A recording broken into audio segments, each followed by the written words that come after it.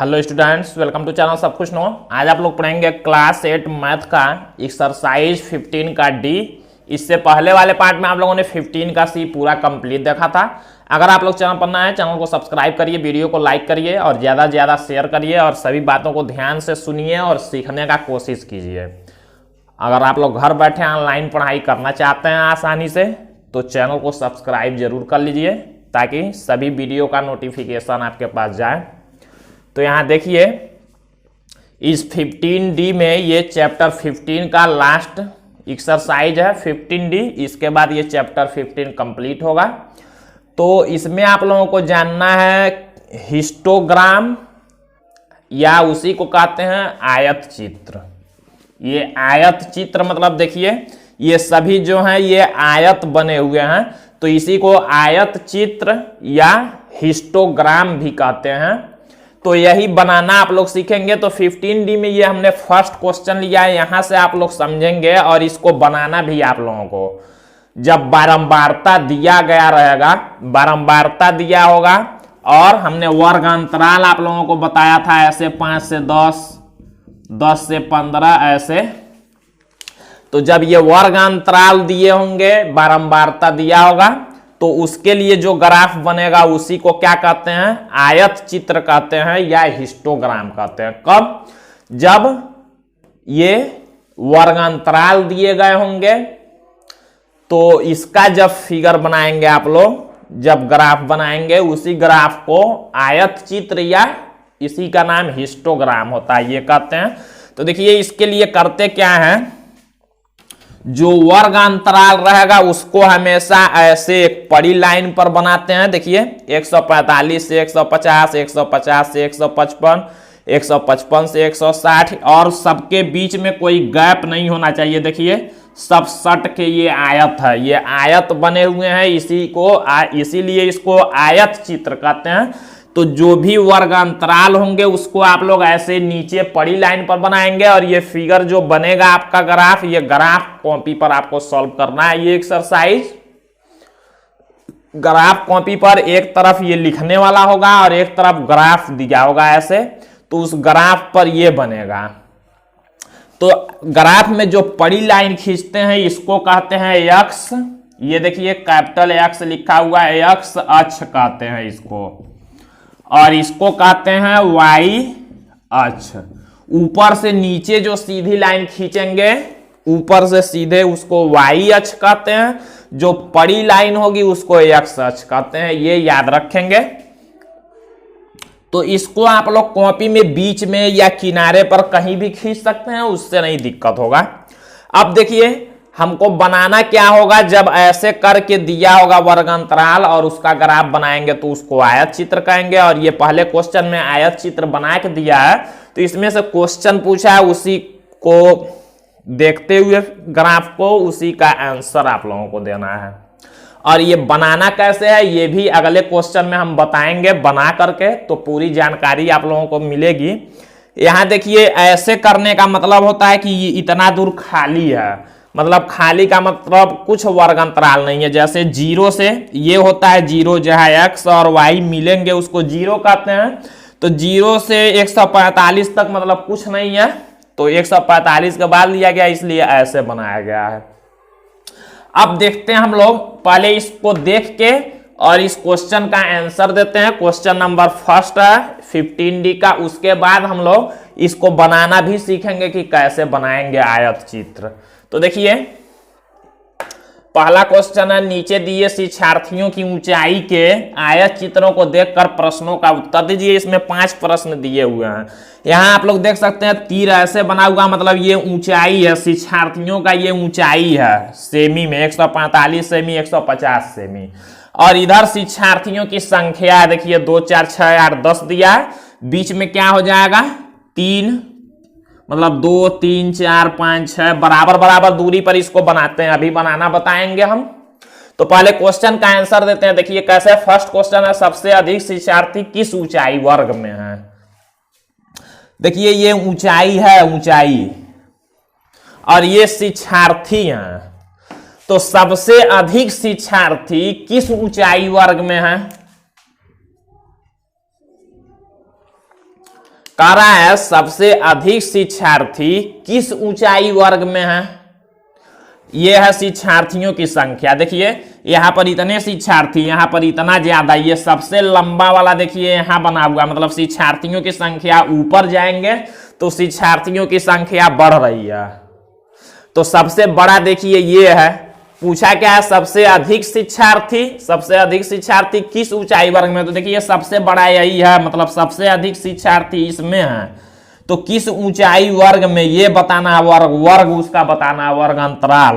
तो देखिए ये जो लंबा वाला बना हुआ है 155 से 160 तक वाला है, तो हम लोग यही लिखेंगे 155 से 160 में। सबसे अधिक शिक्षार्थी किसमें है, देखिए ये शिक्षार्थियों की संख्या है, यहां तक ये आया मतलब 2 शिक्षार्थी, यहां तक मतलब 8 और 10 के बीच में है तो 9 शिक्षार्थी, यहां तक आया मतलब 10-12 के बीच में 11 शिक्षार्थी। तो सबसे ज्यादा इसी में शिक्षार्थी है तो उसका वर्ग बताना है, तो सबसे बड़ा वाले का वर्ग 155 से 160 में है। सेकेंड क्वेश्चन देखते हैं, कहा है देखिए 160 से 165 सेमी ऊंचाई के शिक्षार्थियों की कितनी संख्या है। कहा है क्या है 160 से 165, तो वही हम लोग देखेंगे। देखिए 160 से 165 ये वाला है, ये वाला। तो क्या कह रहा है 160 से 165 सेमी ऊंचाई के शिक्षार्थियों की कितनी संख्या है। तो ये तो 160 से 165 वाला, इसमें कितने शिक्षार्थी हैं तो इसको देखेंगे हम लोग ग्राफ से। तो देखिए ये 10 के बराबर में है, ये मतलब कितने शिक्षार्थी हैं, तो हम लोग लिखेंगे 10, यही आंसर हो जाएगा। फिर देखिए थर्ड क्वेश्चन दिया 160 सेमी से कम ऊंचाई के कितने शिक्षार्थी हैं। 160 देखिए ये होता है, ये है,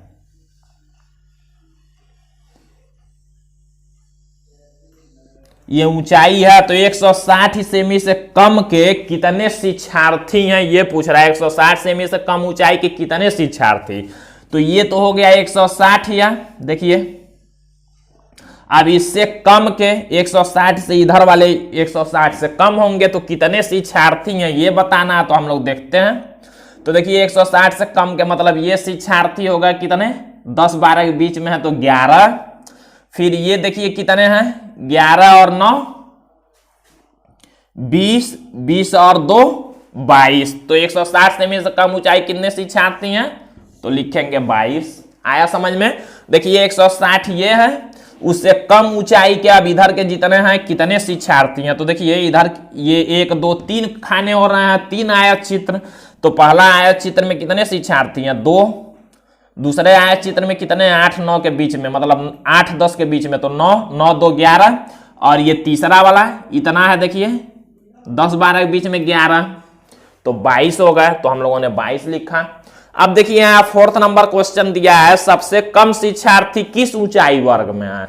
सबसे कम शिक्षार्थी किस ऊंचाई वर्ग में है। सबसे कम शिक्षार्थी देखिए 2 ही है सबसे कम शिक्षार्थी, किस ऊंचाई वर्ग में, तो 145 से 150 में। हम लोग लिखेंगे 145 से 150 में। लास्ट क्वेश्चन देखिए 155 सेमी या उससे अधिक की। देखिए 155 सेमी कह रहा है ये, या उससे अधिक के ऊंचाई के कितने शिक्षार्थी हैं। 155 वाला ये है, देखिए ये वाला। अब इससे अधिक ऊंचाई इधर है पूरा, तो इधर के शिक्षार्थी सब कितने हैं मिला के ये पूछा है। तो देखते हैं हम लोग, यहां से यहां तक वाला कितने हैं, 11 हैं। यहां से यहां तक कितने हैं, 10 हैं, तो 21 हुआ। यहां से यहां तक कितने हैं, 21 और 6 27 हुआ। यहां से यहां तक कितने हैं, तो ये 3 है, 2 और 4 के बीच में, तो 27 और 3 30, तो 30 शिक्षार्थी हो जाएंगे। तो देखिए काफी आसान होता है। अब देखिए इतने ज्यादा आंकड़े हैं, क्वेश्चन है, और एक सीधा सा एक आयत चित्र हमने देखकर आसानी से उसका आंसर बता दिया। तो खूब ज्यादा आंकड़ों को जब पढ़ना समझना होता है तो उसके लिए आयत चित्र का भी प्रयोग किया जाता है। आप लोग क्रिकेट मैच देखते होंगे तो उसमें इस आयत चित्र को बना के दिखाया जाता है। तो इसको आप लोग अब बनाना सीखेंगे कि आयत चित्र बनाते कैसे हैं। क्वेश्चन नंबर 2 में हम लोग देखते हैं।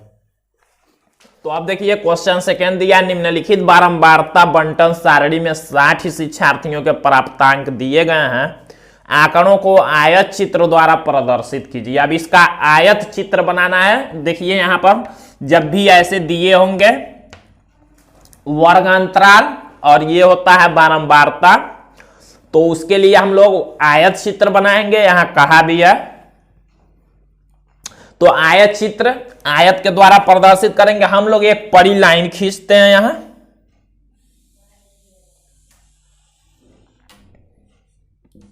ये होता है x अक्ष, और एक सीधी लाइन ऐसे खींच लेते हैं, ये होता है y अक्ष, ये होता है y अक्ष। बीच में यहां देखिए 0 होता है जहां दोनों लाइन मिलते हैं। अब हमको खींचना है आयत चित्र, तो खींचेंगे कैसे ये ध्यान देते हैं। देखिए कहा है 0 से 10, 10 से 20, 20 से 30 ऐसे कहा है। तो हम लोग क्या करेंगे 0 से 10 मान लीजिए ऐसे बराबर दूरी पर लिखते जाएंगे। यहां मान लीजिए हमने किया 10, फिर बराबर दूरी पर होगा 20, 30, 40, 80 तक है, 50, 60, 70, 80। ध्यान क्या देना है, देखिए 0, 10, 20, 30 ऐसे हमने 80 तक लिखा जो है। ध्यान ये देना कि इस वाले लाइन पर जो x होगा, जो बड़ी लाइन होगा, इस पर हम लोग वर्ग अंतराल को बनाएंगे। उसके बाद जो ये संख्या जो भी दिया होगा उसको हम लोग खड़ी लाइन पर बनाएंगे, ये ध्यान देंगे। तो ये क्या है हमारा प्राप्तांक है, यहां लिखेंगे प्राप्तांक, ऐसे कर लेंगे, मतलब इधर वाला ये प्राप्तांक है। ऊपर से नीचे शिक्षार्थियों की संख्या है, यहां पर आप लोग लिख लेंगे शिक्षार्थियों की संख्या। ये ऊपर से नीचे जो है शिक्षार्थियों की संख्या ऐसे गया है। देखिए तीर ऊपर का मतलब क्या, शिक्षार्थियों की संख्या ऊपर के तरफ बढ़ रही है 0 से। प्राप्तांक तीर उधर का मतलब 0 से बढ़ रहा है प्राप्तांक भी। 80 तक है, हमने बराबर दूरी पर ये दिया था 10, 20, 30, 40, 50 हमने बना लिया। इधर हम लोग बनाएंगे, देखिए 2, 4, 5 ऐसे दिया हुआ है हम लोग बराबर दूरी पर। और क्या करेंगे आप लोग इसको ग्राफ में बनाएंगे, एक तरफ ग्राफ बनाएंगे, एक तरफ ये क्वेश्चन लिखेंगे। ग्राफ में बनाते हैं तो उसमें अपने तरफ से कुछ पैमाना मान लेते हैं। पैमाना कुछ भी, इतने दूरी को मान लीजिए हम 1 सेमी को 5 सेमी मार रहे हैं, 2 सेमी को 4 सेमी, ऐसे आप लोग कुछ भी पैमाना बना के बनाएंगे।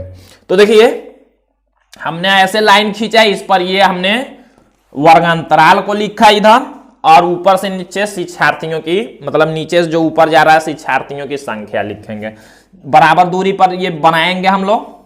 0 के बाद हम लोग मान लीजिए लिखते हैं 2, फिर बराबर दूरी पर 4, 6, 8, 10, 12, 14, ये सब बराबर दूरी पर होंगे। 16, 15 ही तक दिया, 15 तक तो हम लोग 16 तक कर लिए। बीच बीच में जो होंगे 2 और 4 के बीच में 3 होगा, 4, 6 के बीच में 5 होगा, 6, 8 के बीच में 7 होगा। ये आप लोग जानते ही हैं, बीच में एक एक अंक छोड़ के हमने बनाया है। आप लोग लगातार भी लिख सकते हैं, उसमें कोई दिक्कत नहीं है। मतलब 0 के बाद 1, 2, 3, 4, 5 ऐसे, तो ज्यादा लिखेंगे तो ग्राफ कॉपी पर ज्यादा लिखना पड़ेगा। अगर कुछ दूरी छोड़ के लिखते हैं जिसमें ये सब आ जाए तो तब भी काम चल जाएगा। अगर आंकड़ा मान लीजिए यहाँ 0 से 9 देके 10, 20 से देता है, तो यहां पर हम लोग ऐसे करके तब बनाते। इसका मतलब कि इतना दूर का आंकड़ा कुछ नहीं दिया हुआ है। ये आप लोगों को समझ में आ रहा होगा। जैसे 0 से यहां दिया था तो हम लोग 0 से पूरा बनाया है। अगर मान लीजिए 10 से दिया होता, 10 से 20, 20 से 30 ये नहीं देता, तो हम लोग 0 से यहां तक वाला ऐसे टेढ़ा कर लेते, मतलब ये आंकड़ा नहीं लिया गया ग्राफ में। अब देखिए क्या करना है, हम लोगों को देखना है 0 से 10 तक वाला, जो 0 से 10 है। देखिए 0 से 10 आयत चित्र बनाना है। शिक्षार्थियों की संख्या कितनी है, 2, तो हम लोग 2, देखिए शिक्षार्थियों की संख्या ये है, 0 से 10 ये है, तो मतलब 10 से ऐसे बड़ी लाइन खींचेंगे, ऐसे खड़ी लाइन कहां तक, और शिक्षार्थियों की संख्या 2 है, मतलब इससे हम लोग मिला लेंगे। ये हमारा एक आयत बन गया। दूसरा क्या है, 10 से 20 में कितने हैं, 4, तो देखिए 10 से 20 ये होता है 4, मतलब इसको 4 तक सीधा ऊपर करना है, ऐसे करना है, और ये बना लेना है। देखिए 10 से 20 में कितने शिक्षार्थी हो गए? 4। काफी इजी है। फिर देखिए 20 से 30 में 5, 4 और 6 के बीच में 5 होगा, तो हम लोग थोड़ा सा और ऊपर करेंगे। 20 से 30 वाला 5 हो गया। देखिए 30 से 40 में 8, तो यहां 8 है। देखिए 30 से 40 ये होता है, हम लोग इसको 8 तक उठाएंगे ऊपर तक और 30-40 वाले को मिलाएंगे, तो ये हमारा आयत बन गया। यही आयत चित्र है। अब देखिए 40 से 50 12 कहाँ है? 12 यहां है, उसके सामने तक हम लोग 40 से 50 वाले को उठाएंगे।